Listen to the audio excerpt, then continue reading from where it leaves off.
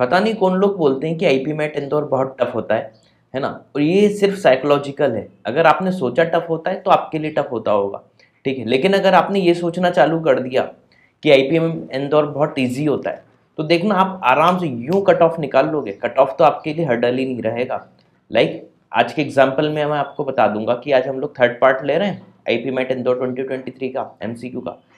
इसमें जो 5 क्वेश्चन है, पांचों क्वेश्चन में एक में भी इतनी दम नहीं है कि जो 1 मिनट से ज़्यादा लगा है ना।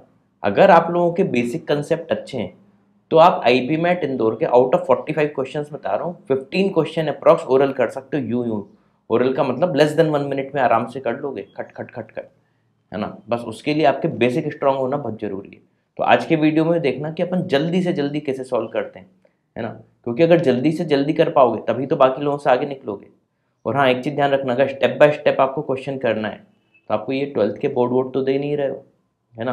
आपको एक कॉम्पिटिटिव एग्जाम निकालना है तो उसके लिए आपकी स्पीड बहुत अच्छी होना बहुत ज़रूरी है, ठीक है। तो अगर कोई भी आपको इसी सलाह देता है कि स्टेप बाय स्टेप करना है तो गलत है मतलब।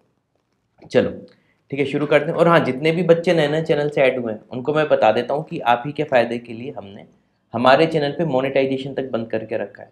तो किसी भी डिस्टरबेंस के बिना आप पूरे के वीडियो देख सकते हो। हाँ, टफ से टफ क्वेश्चन के इजी सॉल्यूशन आपको इसी चैनल पे मिलेंगे, है ना। इसके लिए आप हमारे चैनल की प्लेलिस्ट पे जाओ और इवन मेरा तो मानना है कैट के भी सॉल्यूशन देखो, जैट के भी देखो और आईपीएम इंदौर के भी देखो, ठीक है। सारे के सारे प्लेलिस्ट आपको मिल जाएंगे। और हाँ, अभी भी 3 मंथ है आईपी मैट इंदौर को 2024 को। अगर आपको लगता है कि 3 मंथ में आप हमारा मैथ्स का वीडियो कोर्स कर सकते हो, है ना, तो एक बार हमारी वेबसाइट पे जाके एक इसको विजिट जरूर करो, catipmet.com/ipmet2024, है ना। और अभी भी टाइम, इसको आप परचेस कर सकते हो, ठीक है। और हाँ, लगता है नहीं कर पाओगे तो फिर मत लेना। चलो फर्स्ट क्वेश्चन से चालू करते हैं। अब हार्मोनिक मीन ऑफ इक्वेशन का दिया है 4, है ना। Then the value of B is, है ना, ये बी की वैल्यू पूछी है। Then the value of B is, ठीक है। अब देखो बेसिक सी चीज़ है, आपकी इक्वेशन क्या होती है, x square plus b x plus c, है ना। रूट्स का हार्मोनिक मीन, अच्छा हार्मोनिक मीन भी हमें पता है, रूट्स अगर अल्फा बीटा हैं तो 2 alpha beta upon alpha plus beta होगा, है ना। तो 2 इंटू अल्फा इंटू बीटा होता है सी अपॉन ए, अल्फा प्लस बीटा क्या होता है माइनस बी अपॉन ए से एक कैंसिल, -2c अपॉन बी की वैल्यू हमें देखनी है।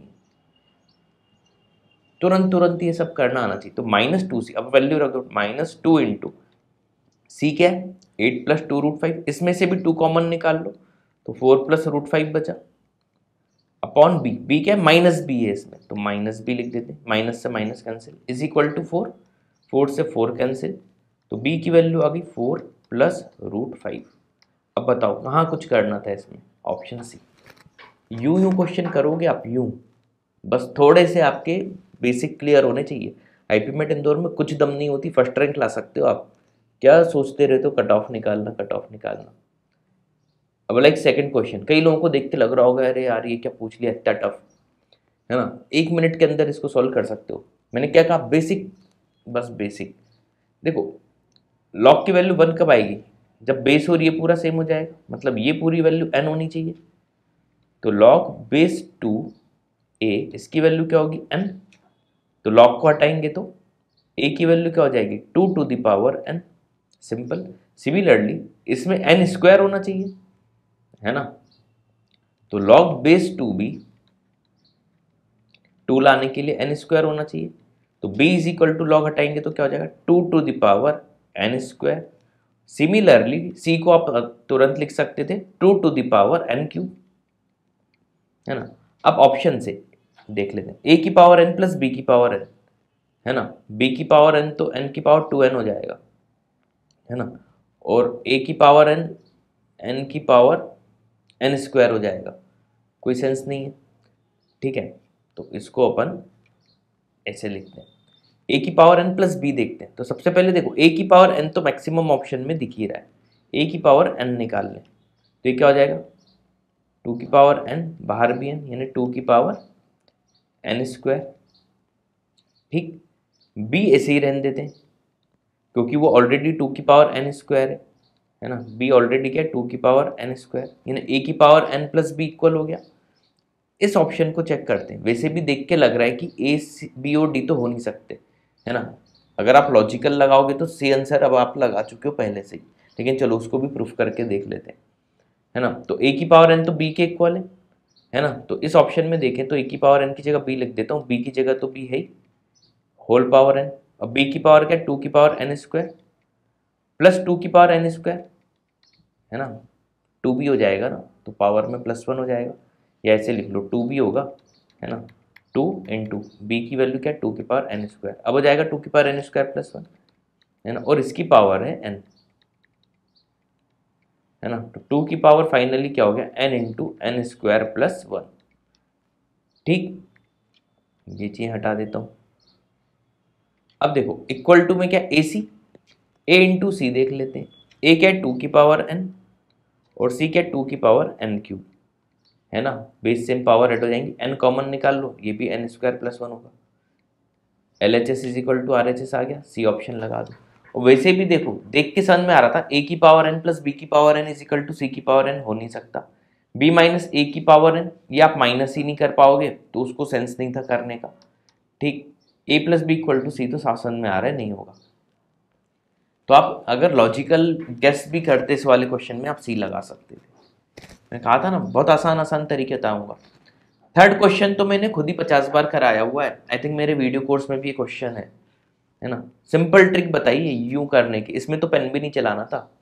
देखो 1/2 प्लस 1/2 1 होता है, कॉस की वैल्यू 1/2 प्लस 1/2 होगी तो 1 हो जाएगा। अच्छा क्वाड्रेंट तो चारों होते हैं 1 2 3 4, तो कभी भी कॉस +1/2 पे या -1/2 होगा तो साइन इसके केस में √3/2 या -√3/2 होगा, है ना। जीसन भाई कॉस जब भी 1/2 होगा या -1/2 होगा तो कॉस की इन वैल्यू पे साइन या तो √3/2 होगा या -√3/2 होगा। अब इसमें मुझे मैक्सिमम चाहिए, है ना। तो मैं मैक्सिमम क्या लिखूं, दोनों बार प्लस में √3/2 लिख दूं, है ना। तो √3 इसकी मैक्सिमम वैल्यू हो जाएगी, ऑप्शन डी। ठीक है, कितना आसान था। इवन मैं बोल रहा हूं अगर क्वेश्चन ये भी होता sine alpha minus sign beta, इसकी भी वो मैक्सिमम पूछते तो भी आंसर यही होता। इस बार मैं इसको माइनस में √3/2 ले लेता तो माइनस और माइनस प्लस हो जाता। तो कितना भी घुमा ले आंसर तो √3 ही होगा अगर cos alpha plus cos beta equal to 1 है। इसका अपोजिट भी क्वेश्चन आएगा तो भी सेम आंसर रहेगा, मतलब sine alpha plus sine beta 1 देंगे और cos alpha minus cos beta या cos alpha plus cos beta पूछ लेंगे तब भी √3 रहेगा। देखो सारे केस बता दिए मैंने। अब बताओ टफ होता है क्या।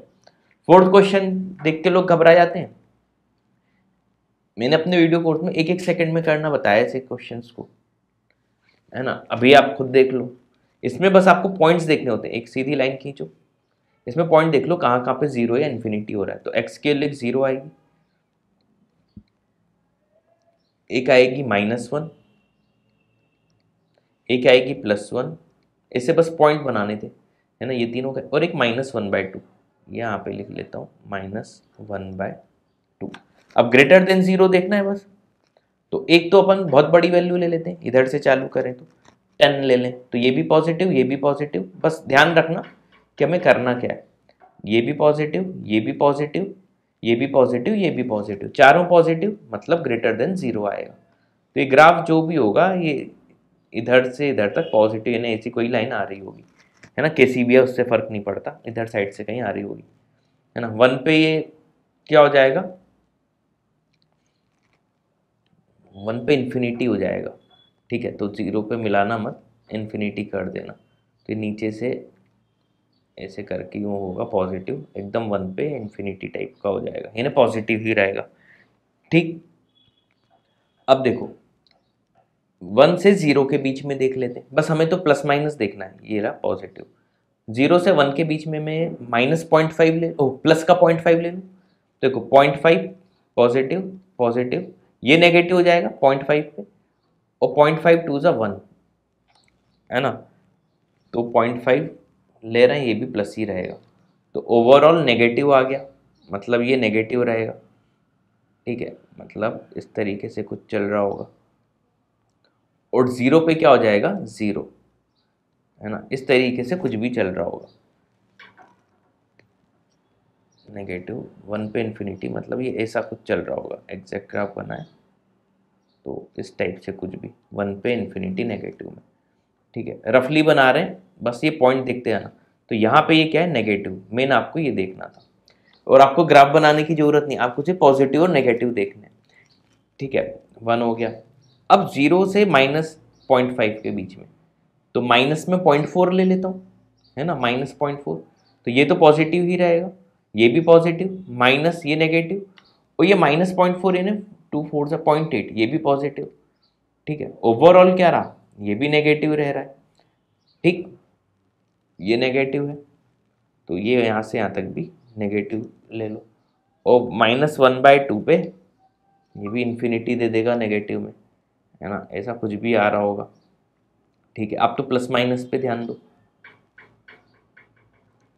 अब देखो -1 से -1.5, -0.6 वैल्यू ले लेता हूँ, ये भी पॉजिटिव, ये भी पॉजिटिव, ये नेगेटिव, -0.6 यानी -1/2 +1, ये नेगेटिव हो जाएगा, इस बार ये नेगेटिव हो जाएगा, नेगेटिव नेगेटिव पॉजिटिव, ये वैल्यू पॉजिटिव देगी, ठीक है। -1 पे 0, ये इस टाइप से कुछ आ रहा होगा, ठीक, ये positive.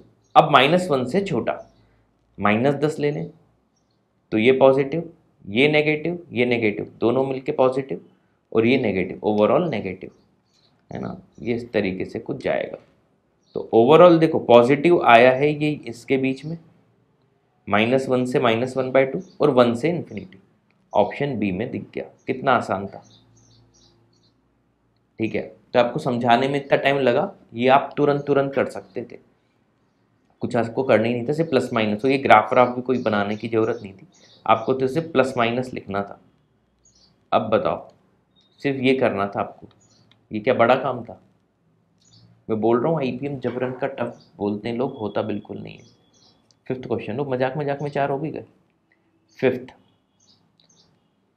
Helicopter flies along the side of square field of side 100 kilometre, square field है।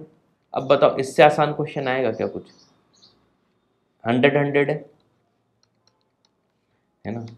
ये आपको सिर्फ समझाने के लिए बना रहा हूँ, कोई ज़रूरत नहीं थी ओरल इसका आंसर लगा सकते थे। फर्स्ट साइड कवर स्पीड 100 है, पहली साइड में मान लो इसकी स्पीड 100 के MPH, फिर इसकी हो गई 200, है ना, 100 बढ़ते आ रही, फिर हो जाएगी इसकी 300